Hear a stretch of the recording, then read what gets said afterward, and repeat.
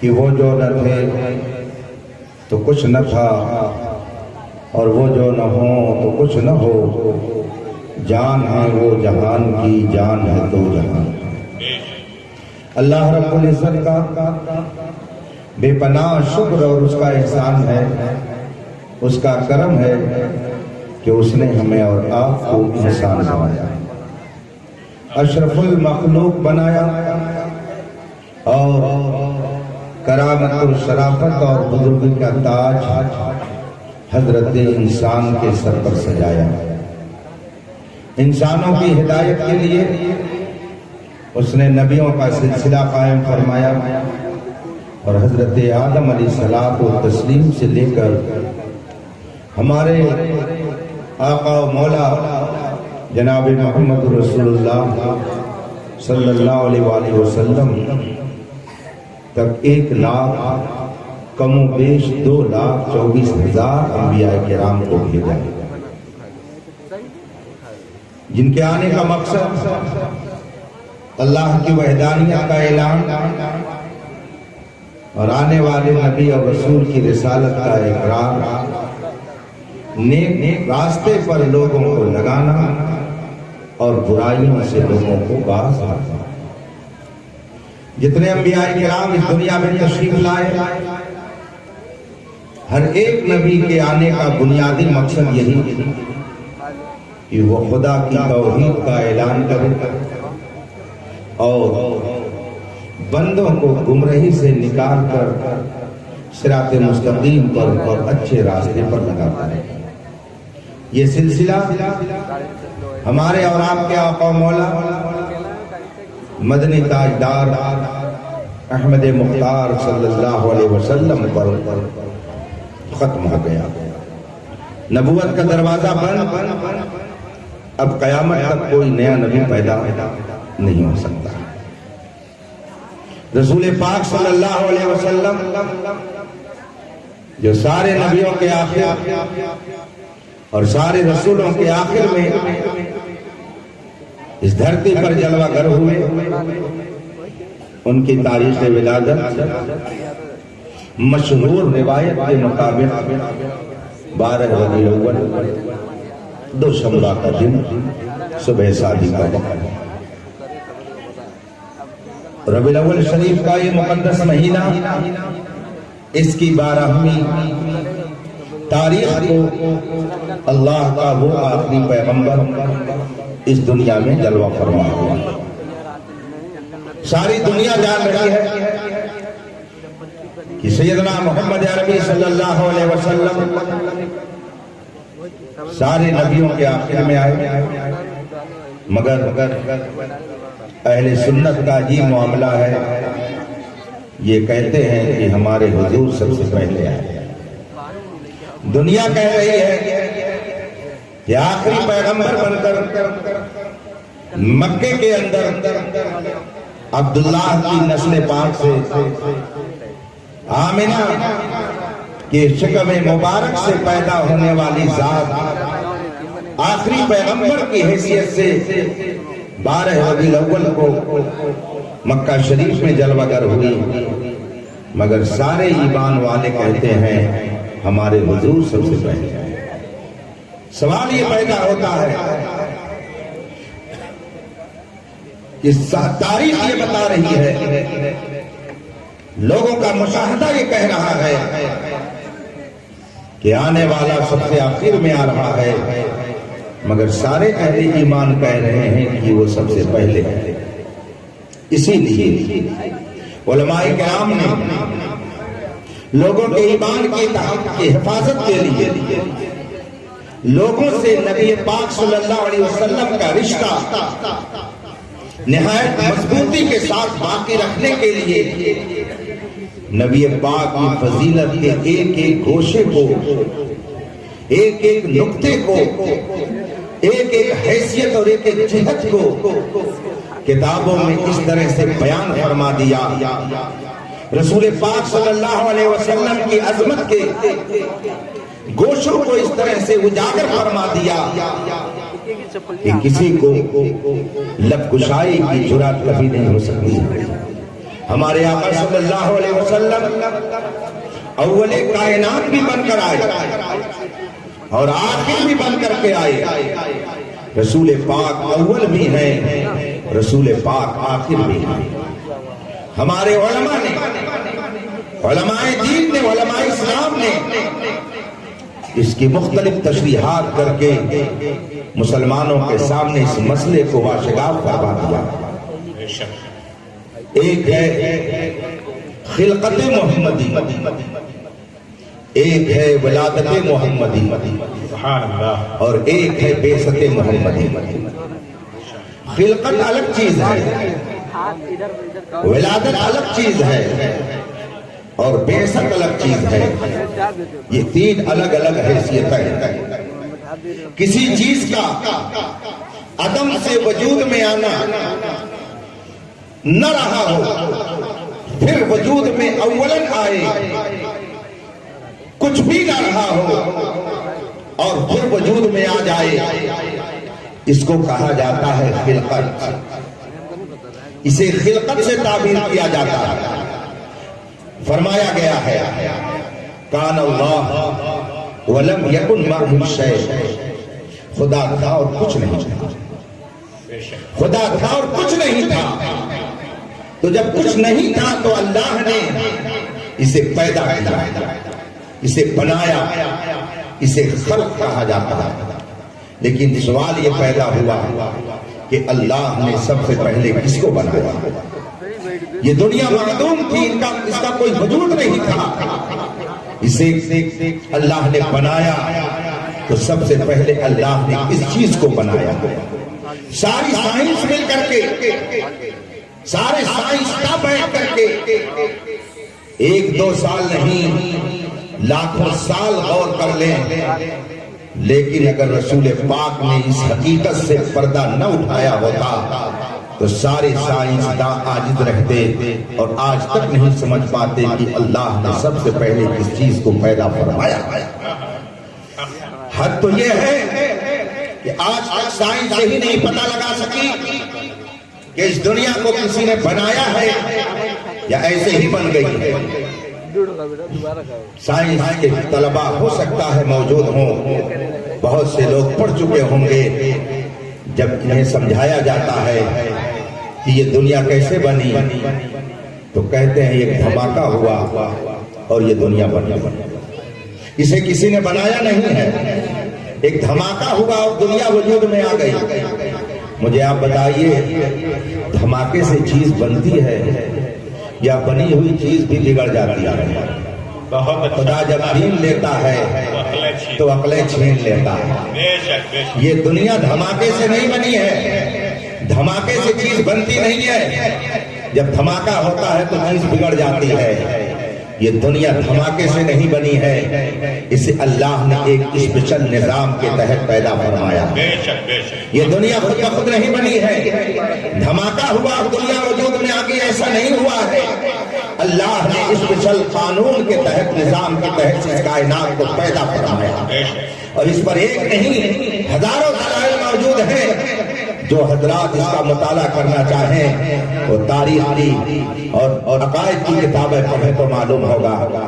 آج بھی ایسے نظریہ رکھنے والے پائے جاتے ہیں اور پہلے بھی اس طرح کا نظریہ رکھنے والے پائے جاتے تھے، مگر معمولی درجے کے مسلمان بھی ان کے مسئلوں کو حل کر دیا کرتے تھے اور ان کی عقلوں کو درست کر دیا کرتے تھے.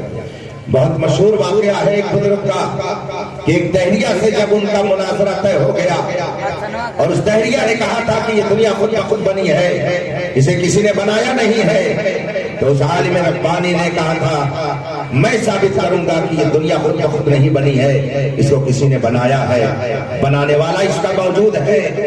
مناظرہ طے ہو گیا، وقت مقرر ہو گیا، وہ دہریہ اپنے وقت کے مطابق مناظرہ گاہ میں پہنچ گیا، مگر اس عالم ربانی کو پہنچنے میں تاخیر ہوئی. دیر سے پہنچے اس دہریہ بے دین منکر خدا نے کہا آپ مناظرہ ہار گئے. عالم ربانی نے فرمایا میں مناظرہ کیسے ہار گیا؟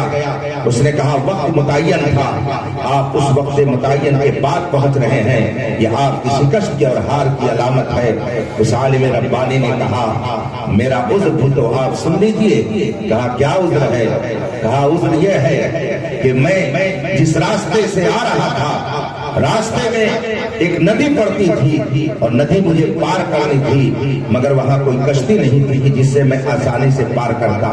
بہت دیر تک انتظار کرتا رہا، انتظار گھڑیاں جلدی رتی ہی نہیں ہو رہی تھی۔ بہت دیر کے بعد میں نے دیکھا وہیں ایک درخت لگ گیا اور تھوڑی دیر کے بعد دیکھا وہ درخت موٹا ہو گیا۔ پھر میں نے دیکھا کہ وہ درخت کٹ گیا۔ پھر میں نے دیکھا اس کے پٹرے چر گئے۔ پھر میں نے دیکھا اس کی کشتی بن گئی۔ پھر میں نے دیکھا وہ کشتی پانی میں تیرنے لگی۔ پھر میں اسی پہ بیٹھ گیا اور وہ کشتی پھر اس پار پہنچی، تب میں آپ کی خدمت میں حاضر ہو رہا ہوں۔ عالم ربانی نے جب یہ اپنی بات رکھی فوراً دہریہ منکر خدا نے کہا آپ پاگل تو نہیں ہو گئے ہو، دیوانہ تو نہیں ہو گئے ہو، عقل کا دیوالیہ تو نہیں ہو گیا ہے؟ عالم ذیشان نے فرمایا کیوں ایسی بات آپ کہہ رہے ہیں؟ میں پاگل نہیں ہوں، میں دیوانہ نہیں ہوں، میرے عقل کا دیوالیہ نہیں ہوا ہے۔ کہا یہ تو بتائیے آپ جو بات کہہ رہے ہیں کوئی عقل مند آدمی یہ بات کہہ سکتا ہے؟ کہا کیوں؟ کہا ایسا کیسے ہو سکتا ہے کہ تھوڑی دیر میں ایک درخت اگائے، تھوڑی دیر میں وہ موٹا ہو جائے، تھوڑی دیر میں اس کے پٹھرے چر جائیں، تھوڑی دیر میں کشتی تیار ہو جائے اور تھوڑی دیر میں وہ کشتی پھر پانی میں چلنے لگے؟ یہ اپنے آپ اتنی جلدی یہ سب کیسے ہو سکتا ہے؟ یہ کوئی پاگل ہی کہہ سکتا ہے؟ عالم ربانی نے فوراً جواب دیا ارے بے وقوف، ذرا یہ تو سوچ کہ چھوٹی سی کشتی جو ندی میں چلنے کے لیے ہے، سمندر میں تیرنے کے لیے ہے، اگر یہ معمولی سی کشتی بغیر بنانے والے کے وجود میں نہیں آ سکتی ہے تو یہ کائنات بغیر بنانے والے کے وجود میں کیسے آ سکتا ہے؟ دیوالیہ نہیں ہوا ہے، یہ تمہاری عقل کا پاگل پن ہے، یہ تمہاری شعور کی خرابی ہے کہ تم یہ کہہ رہے ہو کہ یہ کائنات کب وقت بن گئی ہے، اسے کسی نے بنایا نہیں ہے۔ عقیدہ یہ ہے، سچائی یہ ہے کہ اگر یہ کشتی بغیر بنانے والے کے وجود میں نہیں آ سکتی ہے تو یقین رکھو کہ کائنات بغیر بنانے والے کے وجود میں نہیں آ سکتی۔ نعرہ تکبیر، نعرہ رسالت، یشہد میلاد النبی۔ ہمارا ایمان ہے کہ اللہ نے اس کائنات کو پیدا کیا ہے، اللہ نے اس کائنات کو بنایا ہے، لیکن پھر یہ سوال پیدا ہوگا کہ اللہ نے سب سے پہلے اس کائنات میں کس چیز کو بنایا؟ کون سی چیز ہے جسے رسول اللہ نے سب سے پہلے بنایا؟ یہ سوال جب رسول پاک کی بارگاہ میں رکھا گیا، صحابہ نے جب یہ سوال کیا یا رسول اللہ نے سب سے پہلی کون سی چیز بنائی؟ تو رسول پاک نے اپنی زبان پاک سے ارشاد فرمایا اول ما خلق اللہ نوری، سب سے پہلے اللہ نے میرے نور کو پیدا فرمایا ہے۔ رسول پاک صلی اللہ علیہ وسلم کا نور یہ مخلوق اولین ہے، اللہ کی مخلوق میں سب سے پہلی مخلوق کا نام نور محمدی ہے۔ اس اعتبار سے رسول پاک اس کائنات کی بنیاد اور اصل ہے اور اول کائنات ہے۔ گویا پوری کائنات یہ رسول پاک صلی اللہ علیہ وسلم کے صدقے میں وجود۔ بے شک بے شک، یہ ہے خلقت محمدی، اس کو کہا جاتا ہے خلقت محمدی، عدم سے وجود میں آنا، کچھ نہ ہو پھر وجود میں آئے، یہ خلقت محمدی ہے۔ رسول پاک صلی اللہ علیہ وسلم کی خلقت ساری کائنات سے پہلے ہے، یہ رسول پاک نے ارشاد فرمایا۔ اور پھر جب اللہ نے چاہا تو آپ کے نور سے اس کائنات کو پیدا فرمایا۔ خلقت محمدی پہ تفصیل سے گفتگو کرنے کے لیے ہزار صفحات کی ناکافی ہے اور نہ جانے کتنے سالوں بھی اس کے لیے ناکافی ہیں اور سما نہیں سکتے ہیں۔ ان وقتوں میں فضائل و کمالات اول خلقت کے حوالے سے جو محدثین نے بیان فرمایا ہے، اس کے بعد دوسرا درجہ ہے ولادت محمدی کا۔ ولادت کا مطلب ہوتا ہے ماں باپ کے ملاپ سے، شکم مادر سے کسی کا وجود ہو، اس کو ولادت سے تعبیر کیا جاتا ہے۔ یہ ہے ولادت کا مسئلہ کہ ماں باپ کے امتزاج اور ان کے ملاپ سے باپ باپ کے نطفے کے ذریعہ ماں کے شکم سے جب پیدائش کسی کی ہوتی ہے، عدم سے وجود میں کوئی شے آتی ہے تو اس کو ولادت سے تعبیر کیا جاتا ہے۔ خلقت محمدی ساری کائنات سے پہلے ہے، اس لیے رسول پاک اول کائنات ہیں، اور ولادت محمدی سارے نبیوں کے بعد ہے۔ اس اعتبار سے آپ آخر کائنات ہیں، اول کائنات بھی مصطفیٰ کی ذات ہے اور آخر کائنات بھی مصطفیٰ۔ بے شک سبحان اللہ۔ یہ بات سب کی سمجھ میں نہیں آئے گی۔ ڈاکٹر اقبال نے بڑے پیارے انداز میں کہا ہے، نگاہ عشق و مستی میں وہی اول وہی آخر۔ اول و آخر یہ ہر ایک کی سمجھ میں بات نہیں آ سکتی ہے۔ جو محبت کی نظر رکھے گا اسے مصطفیٰ اول کائنات بھی نظر آئیں گے، اسے مصطفیٰ آخر کائنات بھی نظر آئیں گے، اسے مصطفیٰ منتہی کائنات بھی نظر آئیں گے۔ اور اگر پہلی نظر سے کوئی دیکھے گا تو چمکتی ہوئی چلچلاتی دھوپ میں بھی اسے سورج کے وجود کا پتہ نہیں چلے گا۔ یہ تو عشق و محبت کی نظر ہے کہ جو مصطفیٰ کو اول کائنات بھی دیکھ رہی ہے اور آخر کائنات۔ رسول پاک صلی اللہ علیہ وسلم کی ولادت مکہ شریف میں ہوئی، حضرت عبداللہ کے گھر میں ہوئی، بی بی آمنہ رضی اللہ تعالیٰ عنہا کے شکم مادر میں ہوئی۔ کیا اس کے خلاف بھی کبھی آپ لوگوں نے سنا کبھی اس کے خلاف؟ رسول پاک کی ولادت مکے میں ہوئی، اس کے خلاف بھی کبھی آپ نے سنا؟ نہیں سنا ہوگا۔ لیکن مسلمانوں، خون کے آنسو رونے کا مقام ہے، خون کے آنسو رونے کا مقام ہے۔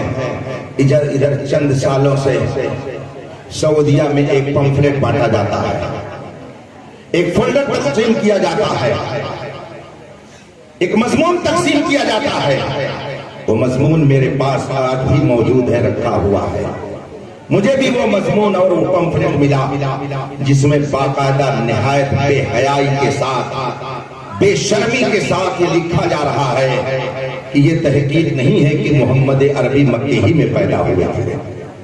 کتاب میں لکھا جا رہا ہے، اور پھر یہ بھی لکھا جا رہا ہے کہ جس جگہ کو دولت النبی کہا جاتا ہے، جہاں رسول پاک کی ولادت ہوئی تھی، حضرت بی بی آمنہ رضی اللہ تعالیٰ عنہا کا جو مکان تھا، جہاں پہ رسول کریم صلی اللہ علیہ وسلم جلوہ گر ہوتے تھے، جو مکان اس زمانے سے لے کر اب تک موجود ہے، اس مکان کے بارے میں بھی کہا جاتا ہے جب یہی ثابت نہیں ہے کہ محمد عربی مکے میں پیدا ہوئے تھے تو یہ کہاں سے ثابت ہو گیا کہ اس جگہ پہ پیدا ہوئے تھے؟ یہ باقاعدہ پمفلٹ کے ذریعہ لوگوں کو پیغام دیا جا رہا ہے۔ میں نے بہت سال پہلے ایک اخبار میں پڑھا تھا، اسرائیلیوں نے دعویٰ کیا تھا اگرچہ ہم اسرائیل میں رہتے ہیں مگر ہمارا قبضہ مکہ اور مدینہ پر بھی ہوگا، ان پر وہاں پر ہماری حکومت ہوگی، اس لیے جو ہمارا تھا۔ آج جب ہم حالات کا جائزہ لیتے ہیں تو ہمیں خون کے آنسو رونے پڑتے ہیں کہ اگر یہ بظاہر کلمہ پڑھنے والے وہاں پر حکومت کر رہے ہیں مگر نظریات وہ پھیلائے جا رہے ہیں جو یہود و نصارہ نے اپنی قوم کو کیے تھے،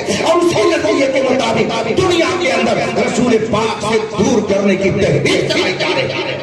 یہ بڑے افسوس کی بات ہے۔ ولادت محمدی 12 ربیع الاول شریف کو ہے، مکہ مکرمہ میں ہے، حضرت آمنہ کے گھر میں ہے۔ رسول پاک صلی اللہ علیہ وسلم 12 ربیع الاول شریف کو جس جگہ پر جلوہ فرما ہوئے، حضرت شاہ ولی اللہ محدث دہلوی رحمۃ اللہ علیہ، جن کا نام آپ لوگوں نے بھی سنا ہوگا، وہ ہمارے بزرگ تو ہی ہیں لیکن دوسرے لوگ ان کو اپنا بزرگ مانتے ہیں، ان کی بزرگی کو سب تسلیم کرتے ہیں، بلکہ وہ لوگ بہت زور و شور سے انہیں اپنا امام اور پیشوا ماننے کے لیے پمفلٹ چھاپتے ہیں، کتابیں چھاپتے ہیں، امام شاہ ولی اللہ کہہ کر کے ان کو مخاطب کرتے ہیں۔ شاہ ولی اللہ محدث دہلوی رحمۃ اللہ علیہ دہلی کے رہنے والے تھے، ان کے بیٹے حضرت شاہ عبد العزیز محدث دہلوی ہیں، شاہ ولی اللہ کے والد ماجد حضرت شاہ عبد الرحیم محدث دہلوی ہیں۔ یہ بڑا علمی خاندان تھا، بڑا علمی گھرانہ تھا، ان کے علم و حکمت کا شہرہ پوری دنیا میں تھا، تصوف میں بھی یہ بڑے اعلیٰ مقام پر تھے۔ حضرت شاہ ولی اللہ محدث دہلوی رحمۃ اللہ تعالیٰ علیہ ارشاد فرماتے ہیں کہ میرے والد ماجد شاہ عبد الرحیم محدث دہلوی ہر साल 12 रबीउल अव्वल शरीफ के मौके पर घर में महफिल मिलाद मुनाकिद करते थे।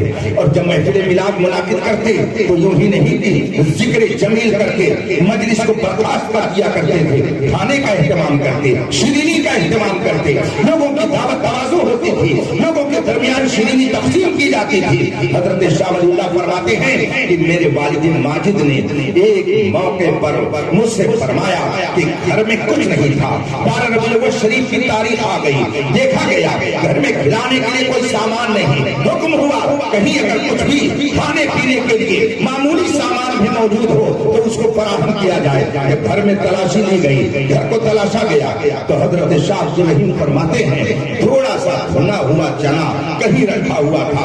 हजरत शाह वलीउल्लाह फरमाते हैं मेरे वालिद माजिद ने फरमाया वही चना लाया जाए। वो भुना हुआ चना ला करके रख दिया गया, महफिल मिलाद मुनाकिद हो गई। शाह वलीउल्लाह फरमाते हैं मेरे वालिद माजिद शाह अब्दुल रहीम ने महफिल मिलाद मुनाकिद की और जिक्र मुस्तफा से महफिल को सुरूर बख्शा। महफिल मिलाद मुनाकिद हो गई और उसके बाद जब कुछ और खाने के लिए मैसर न हुआ तो वही चना फातिहा करके तकसीम कर दिया गया, चना तकसीम कर दिया गया, महफिल मिलाद हो गई।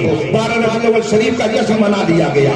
हजरत शाह वलीउल्लाह फरमाते हैं मेरे वालिद माजिद शाह अब्दुल रहीम ने फरमाया कि जब मैं रात में सोया तो मैं तो सोया मगर मेरी किस्मत बेदार हो गई, मैं तो सोया मगर मेरी किस्मत का सितारा चमक उठा। फरमाते हैं मैं जब रात में नींद में गया तो रसूल पाक सल्लल्लाहु अलैहि वसल्लम मेरे ख्वाब में तशरीफ ले आए। और आपने उलमा से ये सुना होगा रसूल पाक ने इरशाद फरमाया है मन रआनी फिल मनाम फक़द रअल हक़, जिसने मुझे ख्वाब में देखा उसने मुझे को देखा। फइन्न शैतान ला यतमस्सलु बी, इसलिए कि शैतान मेरी मिस्र बनने की कभी भी बात नहीं कर सकता है। ये तो बेवकूफ इंसान है जो कहता है कि हम नबी की तरह है, वरना शैतान जैसा कमबख्त भी ये जुर्रत नहीं करता है कि वो नबी की तरह अपने आप को ख्वाब में पेश कर सके। रसूल पाक फरमाते हैं कि जिसने मुझे ख्वाब में देखा उसने मुझे को देखा, इसलिए कि शैतान ख्वाब में भी मेरी मिसाल बनकर आने की जुर्रत नहीं कर सकता है। हजरत शाह वलीउल्लाह फरमाते हैं मेरे वालिद ने इरशाद फरमाया कि ख्वाब में मैंने देखा कि रसूल पाक जलवा फरमा है और मैं भी बैठा हुआ हूँ और सामने वो चना रखा हुआ है जो दिल्ली में तकसीम किया गया है। अब हजरत शाह अब्दुल रहीम फरमाते हैं रसूल पाक ने मुझे देखा, मैंने रसूल पाक की ज़ियारत की, रसूल पाक मुस्कुरा रहे हैं, चेहरा गुलाब की तरह खिल रहा है, बशाश है और उस चने की तरफ रसूल पाक नजर फरमा रहे हैं। इससे पता क्या चला कि महफिल मिलाद अगर मुनाकिद हो रही है दिल्ली में, चना तकसीम किया जा रहा है दिल्ली में, मगर रसूल पाक की बारगाह में वो चना पहुंचा हुआ है। इससे मालूम ये हुआ कि कोई कहीं महफिल मुनाकिद करे मगर मुस्तफा की निगाह से वो पोशीदा नहीं। आज कुछ लोग कहते हैं ये मिलाद करते हो, आखिर इसका सबूत क्या है?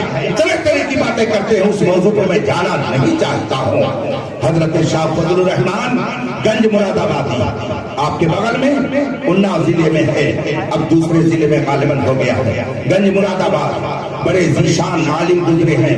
हजरत शाह फजलुर रहमान गंज मुरादाबादी अली रहमत व रिज़वान बाए के बुजुर्ग थे, आलिम जीशान थे। उनके मुरीद ने उनसे पूछा हुजूर ये तो बताइए क्या सरकार के जमाने में और सहाबा के दौर में महफिल मिलाद मुनाकिद होती थी? सहाबा मिलाद की महफिल मुनाकिद करते थे? हजरत फजलुर रहमान गंज मुरादाबादी ने फरमाया बेशक मुनाकिद करते थे, बिल्कुल मुनाकिद करते थे। कहा कैसे? कहा आपको नहीं मालूम है? कहा हुजूर हमें समझा दीजिए। हजरत फजलुर रहमान गंज मुरादाबादी फरमाते हैं कि सहाबा ही ने तो सबसे पहले मुल्कों में जाकर के नबी का मीलाद पढ़ा है, सहाबा ही ने तो नबी का मीलाद पढ़ करके नबी की इज़्ज़त का इजहार किया है, सहाबा ही ने तो शहर शहर जा करके मीलाद मुस्तफा का प्रचार किया है। कहा वो کیسے؟ کیا آپ کو یہ فرمایا؟ کیا آپ کو یہ نہیں معلوم ہے کہ جب صحابہ کسی ملک میں جاتے تھے، کسی شہر میں جاتے تھے دعوت دین دینے کے لیے، تبلیغ اسلام کرنے کے لیے، تو وہاں پہلے جا کر کے یہ تھوڑی کہتے تھے کہ ہم صحابی ہیں، ہماری بات مان لیجیے. وہ وہاں جاتے تھے، لوگوں کو اکٹھا کرتے تھے، اور اکٹھا کرنے کے بعد ان سے کہتے تھے مکے میں ایک نبی پیدا ہوئے ہیں، حضرت عبداللہ کے گھر میں آمینہ کے لختے جگر کی شکل میں محمد عربی کا وجود ہوا ہے، وہ قرآن کی تعلیم دیتے ہیں، ایک خدا کی ہمیں تبلیغ کرتے ہیں کہ خدا ایک ہے. وہ پیغمبر مکے میں پیدا ہوئے ہیں، مدینے میں ہجرت کر کے گئے ہوئے ہیں، ان کی یہ شان ہے. صحابہ جس شہر میں جاتے پہلے نبی کا میلاد پڑھتے تھے، نبی کا ذکر جمیل کرتے تھے، نبی کے فضائل و کمالات بتاتے تھے، اور اگر لوگ مان جاتے تو پھر صحابہ کرام ان کو اپنے سینے سے لگا لیتے، اور اگر ان میں سے کوئی سرکشی کرتا اور صحابہ کی بات کا انکار کرتا، صحابہ سے جنگ کرنے لگتا، تو صحابہ میلاد مصطفیٰ پڑھنے کے بعد جب سامنے والا برسرے پیکار ہو جاتا تو صحابہ میلاد کے بعد اپنا سر بھی مصطفیٰ جان رحمت کی عظمت کو ظاہر کرنے کے لیے قربان کر دیا کرتے تھے. بس فرق یہ ہے ہم میلاد پڑھتے ہیں تو شیرینی بانٹتے ہیں، اور صحابہ میلاد پڑھتے تھے تو اپنا سر کرتے تھے. یہ حضرت شاہ عبد الرحمان گنج مراد آبادی نے بیان فرمایا. مراد آباد گنج مراد آباد کے آگے حضرت صدر اللہ فاضل علامہ سید نعیم الدین مراد آبادی رحمۃ اللہ علیہ، ان کے استاد محترم ہیں، ان کا نام ہے حضرت علامہ محمد گل رحمۃ اللہ تعالی علیہ. ان سے کسی نے پوچھا حضور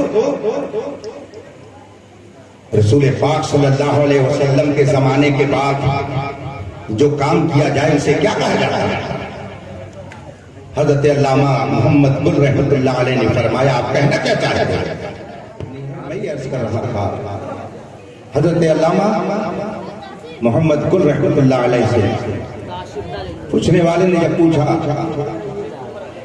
کہ میلاد شریف سرکار کی ولادت کا ذکر جو کیا جاتا ہے اس تو بدعت ہے، اس لیے کہ بدعت اسے کہا جاتا ہے کہ جو سرکار کے زمانے کے بعد کام کیا جائے. جب اس شخص نے اپنی پوری بات کہہ دی تو حضرت علامہ محمد گل رحمۃ اللہ تعالی علیہ فرماتے ہیں آپ کیا کہنا چاہتے ہیں؟ کہا میلاد پڑھنا بدعت ہے. کہا کیوں؟ کہا اس لیے کہ جو سرکار کے زمانے کے بعد کام کیا جائے وہ بدعت ہے. جو ہی یہ سنا علامہ محمد گل رحمۃ اللہ علیہ نے فرمایا ٹھیک آپ کہہ رہے ہیں، جو کام رسول پاک کے زمانے کے بعد کیا جائے وہ بدعت ہے، لیکن کیا یہ زمانہ رسول پاک کے علاوہ کسی اور کا ہے؟ کیا یہ زمانہ رسول پاک کے علاوہ کسی اور کا ہے؟ قیامت تک کوئی دوسرا نبی نہیں آ سکتا ہے. قرب قیامت سے پہلے جو حضرت عیسیٰ علیہ السلام جلوہ فرما ہوں گے وہ نئے نبی ہونے کی حیثیت سے نہیں آئیں گے. فرماتے ہیں علامہ محمد گل رحمۃ اللہ علیہ قیامت تک زمانہ یہ میرے مصطفیٰ کا زمانہ ہے. آپ کہہ رہے ہو کہ جو کام رسول پاک کے زمانے کے بعد کیا جائے وہ بدعت ہے، جب بعد کا زمانہ آئے گا تب بدعت ہوگا. یہ زمانہ رسول پاک کے بعد کا زمانہ نہیں ہے، یہ تو زمانہ رسول پاک ہی کا زمانہ ہے. لہذا جس زمانے میں میلاد پڑھا جائے یہ میلاد بدعت نہیں ہے بلکہ حقیقت میں یہ ادائے مصطفیٰ کو اپنانا تیرا میلاد ہے. ہر فتنہ باطل کی وفات، عصر تازہ کی ولادت ہے. ولادت محمدی کے موقع پر ہم اور آپ کیا خوشی منائیں گے، ہم اور آپ کیا ذکر کریں گے. ولادت محمدی کا جب موقع آیا فرشتگان الہیہ نے حضرت آمنہ رضی اللہ تبارک و تعالیٰ عنہا کے گھر کو جو نور والا نور دیا، اس نورانی برکتوں کا یہ نتیجہ کہ مکہ میں بیٹھ کر کے ملک شام کے محلات کا دیدار، فرش عرش والے تیری شوکت کا علو کیا جانے خوش روا عرش پہ اڑتا ہے فریرا تیرا. درود پاک پڑھ اللہم صلی علی سیدنا و مولانا محمد معدنی جود والکرم والکرام اجمعین. ایک بزرگ اپنی کتاب میں تحقیق فرماتے ہیں اور تقریباً ہمارے سارے علماء اہل سنت کو تسلیم کرتے ہیں کہ وہ رات، خاص کر وہ رات جس میں رسول پاک صلی اللہ علیہ وسلم کی ولادت باسعادت ہوئی، رسول پاک صلی اللہ علیہ وسلم جس رات جلوہ گر ہوئے، وہ رات رمضان کی شب قدر سے بھی افضل ہے. خاص کر وہ رات شب قدر سے بھی افضل ہے، اس لیے کہ رمضان، روزہ، حج، زکات، شب قدر، شب برات، یہ ساری برکتیں اگر مل رہی ہیں تو اسی شب ولادت کے صدقے میں مل رہی ہیں. حضرت سیدنا شیخ سعدی شیرازی رحمۃ اللہ علیہ فرماتے ہیں یا رسول اللہ، یا حبیب اللہ، تو اصل وجود آمدی ادنا دیگر ہرچ موجود شد فرعی دوست. یا رسول اللہ، اس کائنات کی اصل آپ ہیں. یہ حضرت سیدنا شیخ سعدی شیرازی فرماتے ہیں آپ اس کائنات کی اصل ہیں، آپ جڑ ہیں اور یہ کائنات سب فرع ہے. شیخ سعدی رحمۃ اللہ علیہ نے آج سے تقریباً 800 سال پہلے اپنے شعر کے ذریعہ حیات النبی کا اعلان کیا تھا اور لوگوں کو یہ ذہن دیا تھا کہ یاد رکھنا شاخ اسی وقت تک موجود رہے گی جب تک جڑ موجود ہے. اگر جڑ موجود نہ ہو تو شاخیں باقی نہیں رہ سکتی ہے. رسول کائنات اس کائنات کی اصل ہے. جب تک کائنات موجود ہے یہ مان کر کے آپ کو چلنا پڑے گا کہ اصل بھی موجود ہے، تبھی یہ کائنات دکھائی دے رہی ہے. اگر اصل نہ ہوتی تو کائنات میں جانے کا بھی بڑا اسی لیے اعلیٰ حضرت فرماتے ہیں وہ جو نہ تھے تو کچھ نہ تھا، وہ جو نہ ہو تو کچھ نہ ہو، جان ہے وہ جہان کی، جان ہے تو جہان ہے. رسول پاک صلی اللہ علیہ وسلم کی ولادت مکے کے اندر 12 ربیع الاول شریف کو ہوئی. اسے ولادت محمدی کہا جاتا ہے. پھر اس کے بعد 40 سال تک آپ نے مکے میں اپنی عالمانہ، عارفانہ، معجزانہ، صادقانہ زندگی گزاری. آپ نے 40 سال تک اپنی پاکیزہ زندگی کو مکے کے لوگوں کے سامنے رکھا.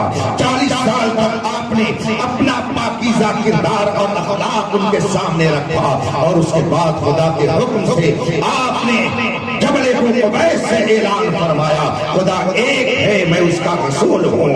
جس وقت آپ نے یہ اعلان فرمایا ہے اس کو بیسط محمدی سے تعبیر کیا جاتا ہے. رسول پاک صلی اللہ علیہ وسلم کی خلقت ساری کائنات سے پہلے ہے. وہ رسول پاک اول کائنات ہے. ولادت کے اعتبار سے سارے نبیوں کے بعد میں آئے تو آپ آخر الانبیاء قرار پائے اور بیسط کے اعتبار سے اب قیامت تک کوئی دوسرا اور نبی مبعوث نہیں ہو سکتا ہے. اس لیے اب خدا تک پہنچنے کا سب سے بڑا ذریعہ محمد رسول اللہ کے ساتھ.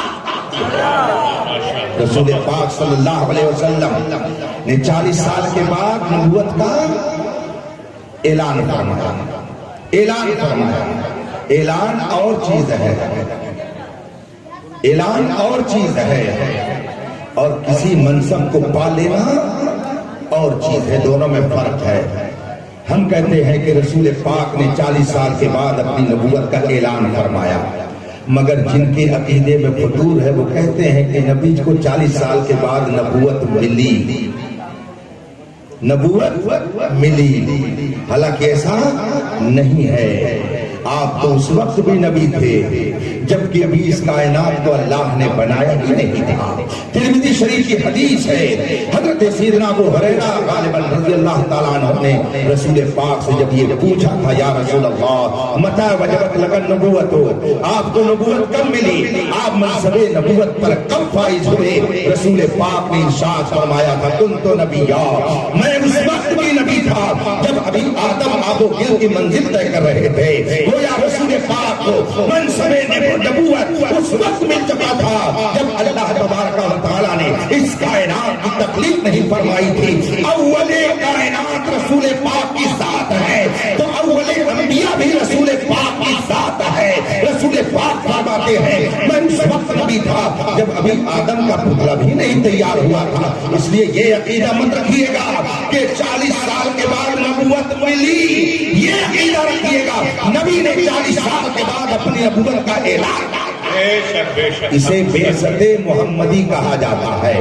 ایک ہے خلقت محمدی, ایک ہے ولادت محمدی, اور ایک ہے بعثت محمدی.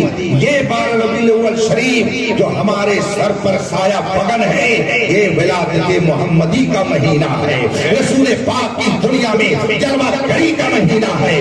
شکم آمنہ سے اس عالم ظہور میں آنے کا مہینہ ہے. یہ وہ بابرکت مہینہ ہے کہ اس کے عظمتوں کے صدقے میں اللہ نے ساری برکتیں ہمیں عطا فرمائی ہیں. ہوتے کہاں خلیل, کہاں کعبہ منا, لولاک والے صاحبی سب تیرے گھر کے ہیں. اللہ نے ہمیں بے شمار نعمتیں عطا کی ہے, مگر سب سے عظیم نعمت اللہ نے یہ دی کہ اس نے ہمیں رسول پاک کا وفادار امتی بنایا ہے. نعمت اللہ تبارک و تعالیٰ بے شمار دیتا ہے, بے شمار نعمتیں اس نے دی ہیں. یہ زمین ہے, آسمان ہے, چاند سورج ستارے ہیں, سب نعمتیں ہیں. اللہ تبارک و تعالیٰ سب نعمتیں ہم کو دیے ہوئے ہیں, مگر مومن اور کافر, مسلم اور غیر مسلم سب ان نعمتوں سے فائدہ اٹھاتے ہیں. البتہ نعمت ایمان جو خدا نے دی ہے وہ صرف ہم اہل سنت و جماعت کو عطا فرمائی ہے. اسی لیے پوری دنیا کے اندر کلمہ پڑھنے والے بہت سارے لوگ جب 12 ربیع الاول شریف کا مہینہ آتا ہے تو کریلے کی طرح منہ بنا کر کے نہ جانے کیا کیا کہنے لگتے ہیں. ان کو 12 مہینے بدعت نظر نہیں آتی ہے, لیکن جو ہی ربیع الاول شریف کا مہینہ آئے گا بڑے بڑے بورڈ لگ جائیں گے. کل پرسوں میں نے واٹس ایپ پہ دیکھا, بڑی پیاری بات, کسی عام آدمی نے گال بندی کر کے واٹس ایپ پہ ڈالا تھا. وہ لکھتا ہے مولد مصطفیٰ اور جشن ولادت مصطفیٰ کے لیے صحیح حدیث کی ضرورت نہیں ہے, صحیح دل کی ضرورت ہے. اس کے لیے صحیح حدیث مت تلاش کر, صحیح دل تلاش کر. جس کا دل صحیح ہوتا ہے اسے اور کسی دلیل کی ضرورت.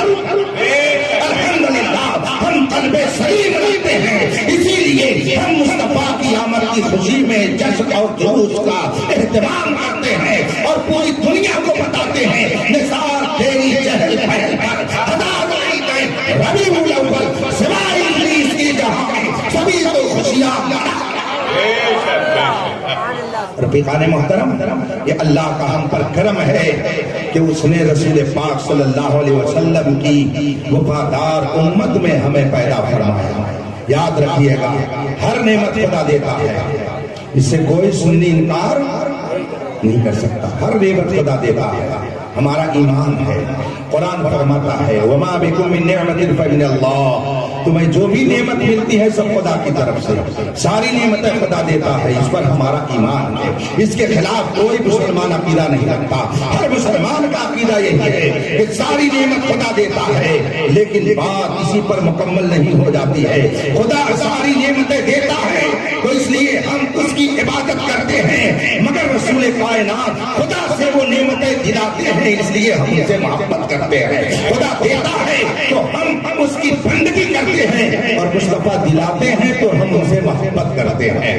اور آدمی جب کسی سے محبت کرتا ہے, فرمایا گیا ہے من احب شیئا اکثر بالذکر, آدمی جس سے زیادہ محبت کرتا ہے اس کا زیادہ ذکر کرتا ہے. آدمی جس سے زیادہ محبت کرتا ہے اس کا ذکر خیر زیادہ کرتا ہے. ایک بزرگ نے فرمایا ہے احب ذکر نعمان لنا, نعمان کا ذکر میرے سامنے بار بار کرتے رہو, اس لیے کہ وہ مشک ہے, مشک کو جتنا قریدو گے اس میں سے اتنی ہی زیادہ خوشبو نکلے گی. نبی کا ذکر خوشبو ہے. آدمی جس قدر نبی کا ذکر کرے گا اس کا دل و دماغ ایمان کی تازگی سے وہ معطر ہوتا رہے گا, منور ہوتا رہے گا, اور اس کے دل و دماغ میں تازگی پیدا ہوتی رہے گی.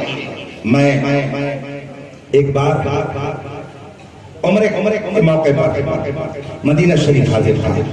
12 ربیع الاول شریف کا موقع, 12 ربیع الاول شریف کا موقع.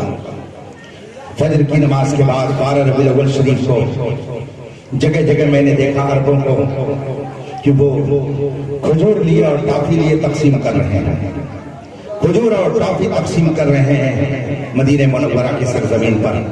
پھر میں نے پتہ لگایا تو معلوم ہوا ایک نہیں، مدینہ شریف میں آج بھی بے شمار مقامات ایسے ہیں جہاں پہ 12 ربیع الاول شریف کے روز محفل میلاد منعقد کی جاتی ہے، رسول پاک کے ذکر جمیل کی محفلیں منعقد کی جاتی ہیں۔ میں ایک جگہ کھڑا تھا، اتفاق سے ایک نوجوان دور سے دیکھ کر کے میرے قریب آیا، اس نے سلام کیا اور اس کے بعد اس نے مجھ سے پوچھا کہ فلاں ملک سے آئے ہو؟ میں نے کہا نہیں، میں ہندوستان سے آیا ہوں۔ کہا 12 ربیع الاول شریف کے موقع پر آنے کا کیا مطلب ہے؟ میں نے کہا میں نبی کے میلاد کا جشن منانے آیا ہوں۔ اس نے کہا انا من لبنان، میں لبنانی ہوں اور میں بھی اس پورے گروپ کے ساتھ مدینہ منورہ میں رسول پاک کی ولادت کی خوشی میں جشن منانے کے لیے آیا ہوں۔ اس کا مطلب یہ ہے کہ کچھ لوگ جو کہتے ہیں فلاں جگہ ہوتا ہے فلاں جگہ نہیں ہوتا ہے، وہ کون سی جگہ ہے جہاں پر مصطفیٰ کی ولادت کا جشن نہیں ہوتا ہے؟ نثار تیری چہل پہل پر ہزاروں عیدیں، ربیع الاول سوائے انیس کے جہاں میں سبھی تو خوشیاں کان جدھر لگائیے تیری ہی داستان ہے۔ اس کائنات کی سب سے عظیم ہستی کا نام محمد رسول اللہ ہے۔ کوئی تجھ سا ہوا ہے نہ ہوگا شہا، تیرے شہر و کلام و بقا کی قسم۔ آپ نے علماء کی زبان سے حدیث جبریل کے حوالے سے سنا ہوگا، جب پوچھا تھا رسول پاک نے کیا مجھ سے بھی میری طرح مجھ جیسا کہیں دیکھا، تو حضرت جبریل نے عرض کی تھی یا رسول اللہ قلبت الارض مشارقها ومغاربها فلم ارى مثلك، میں نے مشرق و مغرب کو الٹ پلٹ کر کے دیکھا مگر مجھے مشرق و مغرب اور کائنات میں آپ جیسا کوئی نظر نہیں آیا۔ اسی کی ترجمانی کرتے ہوئے اعلیٰ حضرت نے فرمایا یہی بولے سدرا والے چمنے جہاں کے پھالے، سبھی میں نے چھان ڈالے تیرے پائے کا نہ پایا، تجھے ایک نے ایک بنایا، تجھے ایک نے ایک بنایا۔ اس کائنات میں رسول پاک جیسا کوئی دوسرا انسان پیدا نہیں ہوا۔ ان کا اخلاق، ان کا کردار کتنا اعلیٰ تھا، خدا کی قسم اگر چند واقعات پڑھ کر کے ہم رسول پاک کی سیرت کو اپنا لیں تو پھر وہی دور آئے گا کہ دشت تو دشت ہے، دریا بھی نہ چھوڑے ہم نے، پہلے ظلمات میں دوڑا کے کھوڑے ہم نے۔ یہی منظر ہوگا کہ کس طرف آپ جائیں گے خوشیاں آپ کا استقبال کریں گے۔ کیا آپ نہیں جانتے کہ رسول پاک نے کیا پیارا اخلاق پیش کر کے امت کو درس دیا؟ بہت مشہور واقعہ حضرت سیدنا زید بن حارثہ رضی اللہ تعالیٰ عنہ، حضرت زید حارثہ کے بیٹے ہیں۔ رسول پاک صلی اللہ علیہ وسلم مکے میں تشریف فرما ہے، حارثہ کے بیٹے زید کو ڈاکوؤں نے کہیں سے اچک لیا اور لا کر کے مکے کے بازار میں بیچ دیا۔ خریدنے والے نے خریدا، اتفاق سے وہ حضرت ام المومنین خدیجہ رضی اللہ تعالیٰ عنہا کے بھتیجے تھے، اور زید ابن حارثہ کو خریدنے کے بعد اپنی پھوپھی حضرت خدیجہ کے قدموں میں لا کر کے رکھ دیا۔ کہا پھوپھی جان یہ میری طرف سے ہدیہ اور تحفہ ہے، یہ غلام ہے آپ کی خدمت کے لیے ہے۔ جب حضرت خدیجہ رضی اللہ تعالیٰ عنہا رسول پاک کے نکاح میں آئیں اور زوجہ نبی ہونے کا شرف حاصل ہوا تو حضرت زید کو ام المومنین حضرت خدیجہ نے رسول پاک کی خدمت میں دے دیا۔ یا رسول اللہ یہ آپ کے خادم، آپ کے غلام کی حیثیت سے خدمت کریں گے۔ ایک زمانہ گزر گیا، زید کے باپ حارثہ کو کسی نے جا کر کے بتایا کہ آپ کا بیٹا تو مکے میں موجود ہے، آپ رو رو کر کے اپنی آنکھیں کیوں برباد کر رہے ہیں؟ زید کی ماں سے کہہ دیجئے اس کا بیٹا مرا نہیں ہے، مکے میں موجود ہے، محمد عربی کے پاس ہے، پیغمبر اسلام کے پاس ہے، آپ جائیے، وہ بڑے رحیم ہیں، بڑے شفیق ہیں، بڑے مہربان ہیں، بڑے بااخلاق ہیں، آپ جاؤ۔ چنانچہ زید کے باپ حارثہ اپنے بھائی کعب کو لے کر کے مکے کے لیے روانہ ہوئے۔ جب پہنچے رسول پاک کی بارگاہ میں دیکھا کہ زید رسول پاک کی خدمت میں حاضر ہیں۔ حضرت زید رسول پاک کے خادم کی حیثیت سے خدمت میں مشغول ہیں۔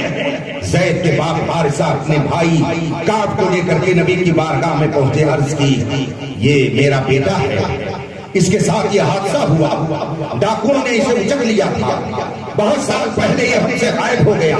اس کی ماں روتے روتے اپنی آنکھیں کھو چکی ہے، اس کی بہن اس کی یاد میں روتی رہتی ہے، میرے خاندان کے لوگ اس کی یاد میں روتے ہیں۔ ایک پیغمبر اسلام، آپ کی شرافت، آپ کی کرامت، آپ کی بزرگی، آپ کے اخلاق کا میں نے ذکر سنا ہے، یہ میرا بیٹا ہے، اگر آپ اسے مجھے واپس کر دیں تو بڑی مہربانی ہوگی۔ حضرت زید کے باپ نے جب اپنی داستان رسول پاک کے سامنے پیش کی، وہ رحیم و کریم جو ساری کائنات کے لیے رحمت پر کر کے جلوہ فرما ہوئے، آپ کا دل محبتوں سے بھر گیا، آپ کی آنکھیں بھی ٹپٹپا آئیں، آپ نے زید کی طرف رخ کیا اور فرمایا زید تمہارے باپ کیا کہہ رہے ہیں، تمہارے چچا کیا کہہ رہے ہیں، میری طرف سے تمہیں آزادی ہے، اگر تم اپنے باپ اور چچا کے ساتھ اپنے گھر جانا چاہتے ہو تو جا سکتے ہو۔ حضرت زید نے جب رسول پاک صلی اللہ علیہ وسلم کی یہ بات سنی اور یہ رسول پاک کا ارشاد سنا کہ آپ آزاد کر رہے ہیں اور اجازت دے رہے کہ اپنے گھر چلے جائے، وہ بیٹا جو برسوں سے اپنے باپ سے جدا تھا، اپنی ماں سے جدا تھا، چچا سامنے موجود ہے، باپ سامنے موجود ہے، ماں کی محبت یاد آ رہی ہے، بہن کی شفقت یاد آ رہی ہے، بھائی کا پیارا یاد آ رہا ہے۔ حضرت زید ان باتوں کو یاد کر کے رونے لگے اور ان کی آنکھوں سے آنسو جاری ہو گئے، مگر تھوڑی ہی دیر کے بعد رسول پاک سے عرض کرتے یا رسول اللہ، ماں کی محبت اپنی جگہ، باپ کی شفقت اپنی جگہ، بھائی کا پیار اپنی جگہ، بہن کا لاڈ اپنی جگہ پر، چچا کی محبت اپنی جگہ پر، یا رسول اللہ آپ کی طرف سے اگرچہ اجازت ہے کہ میں اپنے گھر میں چلا جاؤں، یا رسول اللہ لیکن آپ سے جدا ہو کر کے میں بھلا کیسے رہ سکتا ہوں، یا رسول اللہ میں اپنے گھر جانے کے لیے کبھی تیار نہیں ہوں، میں رہوں گا تو آپ کے قدموں ہی میں رہوں گا۔ پتا کیا چلا، جس کو ہو درد کا مزہ نازے دوا اٹھائے کیوں، جو نبی کی غلامی میں مزہ پا لیتا ہے، دنیا کی طاقت اس کے سامنے ہے۔ سبحان اللہ، ماشاءاللہ۔ محترم، اگر رسول پاک کی محبت آپ کے دل میں ہے تو رسول پاک کی اطاعت کا جذبہ ویسے ہی ہونا چاہیے جس طرح سے کی محبت کا تقاضا ہے۔ ایک عربی شاعر کہتا ہے تعصی الہ وانت تظہر حبہ ھذا محال فی القیاس بدیع، اللہ کی نافرمانی کر کے کہتے ہو کہ ہم اللہ سے محبت کرتے ہیں، کوئی ایسا محبوب ہے کہ جس کا محب اس کی بات کو ٹال دیتا ہو؟ کوئی ایسا محبوب ہے کہ اگر وہ کچھ کہے تو اس کا شیدائی اس کی بات کو ٹال دے؟ تعصی الہ، اللہ کی نافرمانی کر کے تم محبت کا دعویٰ کرتے ہو، اس محبت میں جھوٹے ہو۔ ایک شاعر نے یہ کہہ کر کے ہم کو پیغام دیا ہے کہ اگر نبی سے محبت کا دعویٰ ہے تو اس پرفتن دور میں اس محبت کا تقاضا اور بڑھ جاتا ہے کہ ہم نبی کی اطاعت و فرما برداری کریں۔ اتنے لوگ یہاں پر موجود ہیں، الحمدللہ سب محبت نبی کے جذبے سے سرشار ہو کر کے ہی آپ بیٹھے ہیں، لیکن کیا وجہ ہے، کیا بات ہے کہ جب اطاعت مصطفیٰ کا معاملہ آتا ہے تو ہم اس معیار پر اترنے کے بجائے نہ جانے کس کھڈے میں گڈھے میں چلے جاتے ہیں؟ آخر وجہ کیا ہے؟ اس کا مطلب ہے کہ ہم اپنے دل میں ابھی صحیح معنی میں نبی کی محبت کو بسا نہیں سکے ہیں، ہم اپنے دل میں صحیح معنی میں رسول کریم کا عشق پیدا نہ کر سکے ہیں۔ ضرورت اس بات کی ہے کہ میلاد النبی کے اس مبارک موقع پر ہم نبی کی بارگاہ میں کثرت سے درود پڑھ کر کے اور دعا کریں کہ رب قدیر درود کی برکت سے ہمیں رسول پاک کا وفادار امتی بنا دے، ان کا فرما بردار بنا دے، اور ہمیں زندگی اگر گزارنے کا موقع ملے تو نبی کی اطاعت و فرما برداری میں ہم زندگی گزاریں۔ میرے بھائیوں، سچے دل سے جو نبی کا شیدائی ہوتا ہے، نبی کبھی اسے ذلیل و رسوا نہیں ہونے دیتے ہیں۔ امام واقدی مشہور تابعی ہے، یہ بات کہہ کر کے میں آپ سے رخصت ہو جاؤں گا، وقت زیادہ ہو گیا ہے۔ بڑے مشہور بزرگ امام واقدی کی کتاب فتح الشام بڑی مشہور کتاب ہے، اس کتاب میں ایک واقعہ بہت تفصیل سے درج ہے۔ عیسائی فوج نے ایک مرتبہ مسلمانوں کے لشکر کو گھیر لیا اور تقریباً وہ 1 لاکھ بلکہ اس سے زیادہ تعداد میں تھے۔ اور مسلمانوں کی ایک ٹکڑی تھی اور اس ٹکڑی میں بھی چند لوگ تھے جو بڑے بہادر قسم کے مانے جاتے تھے. سامنے ایک لاکھ کا عیسائی لشکر آ گیا مسلمانوں کو تہس نہس کرنے کے لیے. ایک مجاہد ہے رسول پاک ایک شیدائی ہے, ان کا نام ابو الہول ہے. اصل نام ان کا دامس ہے لیکن ان کو ابو الہول کے نام سے جانا جاتا تھا. وہ پہنچے حضرت خالد بن ولید رضی اللہ تعالیٰ عنہ کی بارگاہ میں, عرض کی دشمن کی فوج سامنے ہے, مسلمانوں پر حملہ کرنے کے لیے تیار ہے, ہمیں 10 ساتھیوں کو دے دیجئے, ہم جا کر کے ان کا کام تمام کرنے کے لیے تدبیر کر کے آئیں گے, ان کو ہم کو ہتر بتر کرنے کے لیے منصوبہ بنائیں گے. حضرت خالد بن ولید نے کہا اتنا عظیم لشکر اور اس کے لیے تم 10 لوگ کیا کر سکتے ہو؟ حضرت ابو الہول نے فرمایا, عرض کی آپ ہمیں 10 ساتھی دے دیجئے اور پھر دیکھیے کہ ہم کیا کرتے ہیں. حضرت دامس کی خواہش کے مطابق انہیں 10 ساتھیوں کو دے دیا گیا. حضرت خالد بن ولید نے 10 ساتھیوں کے ساتھ حضرت ابو الہول کو الوداع کیا, انہیں رخصت کیا, انہیں الوداع کہا اور پھر وہ دشمن کی فوج کی طرف چلے گئے. 10 ساتھیوں کو لے کر کے حضرت ابو الہول ایک لاکھ کے لشکر میں گھس جاتے ہیں, تتر بتر کرتے ہیں, مگر 10 ساتھیوں کے ساتھ حضرت ابو الہول دشمن کے نرغے میں جب پھنس گئے, دشمنوں نے ان کو گرفتار کر لیا. حضرت خالد بن ولید کو جب یہ خبر ملی کہ ساتھی سب کے سب گرفتار ہو گئے, حضرت ابو الہول بھی گرفتار ہو گئے, ان کی آنکھوں سے آنسو جاری ہو گئے. اس لیے ابو الہول اس ٹکڑی میں اور اس فوج میں بڑی طاقت کے مالک تھے, بہت بڑے بہادر تھے اور وہ دشمنوں کی قید میں ہو گئے. حضرت خالد بن ولید کو جب یہ خبر ملی, آپ کی آنکھوں سے آنسو, مگر رب کی بارگاہ میں آپ نے ہاتھ اٹھا کر کے دعا کی, مولا میرے ان ساتھیوں کی حفاظت فرما. 1 ہفتہ گزرا, 2 ہفتہ گزرا, 3 ہفتہ گزرا, کئی ہفتہ گزر گئے. اتفاق سے ایک دن حضرت خالد بن ولید ساتھیوں کے ساتھ بیٹھے ہوئے تھے, صحابہ تابعین کی مقدس جماعت بھی بیٹھے ہوئے تھے. دیکھا کہ حضرت ابو الہول اپنے 10 ساتھیوں کے ساتھ گھوڑے پر سوار ہو کر کے چلے آ رہے ہیں. حضرت خالد بن ولید نے جب دیکھا کہ ابو الہول اپنے 10 ساتھیوں کے ساتھ صحیح سلامت واپس آ رہے ہیں, کھڑے ہو کر کے ان کا استقبال کرنے کے لیے تیار ہو گئے. اپنے ساتھیوں کے ساتھ حضرت خالد بن ولید کھڑے ہو کر کے ان کا استقبال کرنے کے لیے ان کا انتظار کر رہے ہیں. حضرت ابو الہول اپنے 10 ساتھیوں کے ساتھ جب گھوڑے سے اترے, حضرت خالد بن ولید سے مصافحہ ہوا, معانقہ ہوا.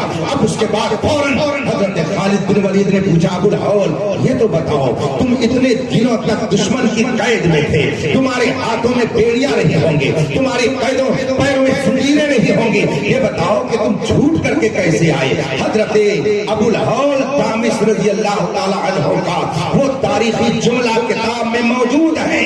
حضرت ابو الہول نے خالد بن ولید اور ساتھیوں کے سامنے جو اپنی داستانیں ایمان افروز سنائی, ایک بندے مومن کا ایمان اس سے تازہ ہو جاتا ہے. حضرت ابو الہول فرماتے ہیں, ہمارے امیر اور قائد و رہنما, بے شک آپ سے ہی کہہ رہے ہیں, دشمنوں نے جب ہمیں قید کیا, ہاتھوں میں بیڑیاں, پیروں میں زنجیریں, اور ہم ان کی قید اور نگرانی میں رہتے تھے. 4-5 ہفتہ گزر گیا, ہم سخت نگرانی میں تھے. آج رات ایسا ہوا, سارے عیسائی سو رہے تھے, ان کی فوج سو رہی تھی, خواب خرگوش میں تھی, اور ہم 10 لوگ بیٹھ کر کے رسول پاک کی یاد میں مگن تھے, نبی پر درود بھیج رہے تھے. رسول پاک کی یاد میں ہم لوگ آپس میں بیٹھ کر کے کچھ ذکر کر رہے تھے. فرماتے ہیں رات کا سناٹا ہے, رات کی تاریخی ہے, ساری فوج سو رہی ہے, اور ہم 10-11 لوگ بیٹھ کر کے نبی کی یاد میں مگن ہیں, درود پاک کا ذکر کر رہے ہیں. حضرت خالد سے ابو الہول فرماتے ہیں, اتنے میں نے کیا دیکھا, ایک نورانی شکل والا ہمارے سامنے آ کر کے کھڑا ہو گیا اور فرماتا ہے, اب شروع بنصر اللہ, انا نبیکم محمد رسول اللہ, تمہیں بشارت ہو, تمہیں خوشخبری ہو, میں تمہارا پیغمبر محمد رسول اللہ ہوں, میں خدا کی طرف سے تمہاری مدد کرنے کے لیے آیا ہوں. اور یہ واقعہ آپ کو معلوم ہے کیا ہے, حضرت سیدنا عمر بن خطاب کے زمانے کا واقعہ ہے. گویا رسول پاک قبر انور کے اندر جا چکے ہیں, مگر حضرت ابو الہول نے جب مقدس نبی کو لشکر میں قید رہنے کی حالت میں پکارا تو مصطفیٰ نے مدینے سے آ کر ان کی مدد فرمائی.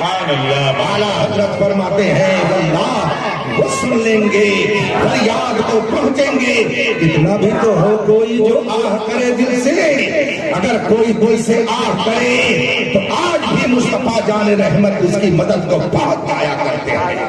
اس لیے میرے بھائیوں آپ اپنے آپ کو بے سہارا مت سمجھیے گا, بے سہارا مت سمجھیے گا. دنیا کا کوئی سہارا آپ کے لیے سہارا بنے یا نہ بنے, مگر سارے سہاروں کا سہارا مصطفیٰ جان رحمت کی ذات ہے. سارے سہاروں کا سہارا رسول کائنات ہے. انہیں جانا, انہیں مانا, نہ رکھا غیر سے کام. للہ الحمد میں دنیا سے مسلمان گیا. اللہ ارشاد فرماتا ہے رب کی نعمت کا خوب تذکرہ کرو. سب نعمتیں مگر ساری نعمتوں کی اصل رسول پاک کی ذات ہے. نماز اللہ کی نعمت ہے, روزہ اللہ کی نعمت ہے, حج اللہ کی نعمت ہے, اولاد اللہ کی نعمت ہے, دھوپ اللہ کی نعمت ہے, مکان اللہ کی نعمت ہے, شادی بیاہ اللہ کی نعمت ہے, زمین جائیداد اللہ کی نعمت ہے, دولت اللہ کی نعمت ہے, سب اللہ کی نعمت ہے, اس میں کوئی شک نہیں ہے. لیکن لا ورب العرش, جس کو جو ملا ان سے ملا. بڑھتی ہے کونین میں نعمت رسول اللہ کی. ساری نعمتیں بلا شبہ اللہ کی نعمتیں ہیں, مگر سب سے عظیم نعمت رسول پاک کی ذات ہے. اس لیے دنیا کے کسی گوشے میں رہیے مگر نبی سے اپنا رشتہ مضبوط رکھیے. ہم لوگ 10 روز تک پکے سچے محمدی بن جاتے ہیں, مگر پورے سال تک ہمیں محمدی بننے میں پتہ نہیں کیوں بہت تکلیف ہوتی ہے. یہ ہمارا نوجوان, ہم ان کو جب دیکھتے ہیں تو ترس بھی آتا ہے, رحم بھی آتا ہے, افسوس بھی ہوتا ہے. جیسے انہوں نے دیکھ لیا کسی ایکٹر کو کچھ کرتے ہوئے تو بس سمجھتے ہیں کہ یہی سب سے اعلیٰ قسم کا طریقہ ہے. ہفتے میں ایک دن جمعہ پڑھنے جائیں گے, ایک دن جمعہ پڑھنے جائیں گے, اور وہ بھی اس ڈھنگ سے کہ اگر شرعی طور پر شریعت کی ترازو پر تول دیا جائے تو ایک دن اور ایک وقت کی نماز بھی وہ بے نماز ہی کہلائیں گے یہ لوگ. ہم نے دیکھا یہ ہمارے نوجوان ایک فیشن چلائے ہوئے ہیں, ہفتے میں ایک دن جمعہ پڑھنے جاتے ہیں. یہ علماء بیٹھے, آپ ان سے مسئلہ پوچھ لیجیے, یہ بتائیں گے کہ اگر نماز کی حالت میں آپ ایسے ہیں کہ شریعت نے جس طرح رہنے سے منع کیا ہے تو آپ کا پڑھنا نہ پڑھنا دونوں برابر ہے. مثلا فرمایا گیا ہے کہ مرد کو ہاتھ میں کڑا پہن کر کے نماز پڑھنا ناجائز ہے, نماز مکروہ تحریمی واجب الادا ہے. اب ہمارے لڑکوں نے کیا کرنا شروع کر دیا کہ ہاتھ میں بھی کڑا اور کان میں منری پہن لیا. پتہ نہیں کس نے ان کو بتا دیا کہ کان میں تم ڈال لو بندی, مرد کی بجائے عورت بن جاؤ, اس طرح سے تم جاؤ گے تو اچھے لگو گے. ہفتے میں ایک دن نماز پڑھنے کے لیے نوجوان جاتا ہے, اور وہ بھی کان میں منری پہن کر کے, ہاتھ میں کڑا پہن کر کے, اور پیجامہ تو ایسا الامان الحفیظ.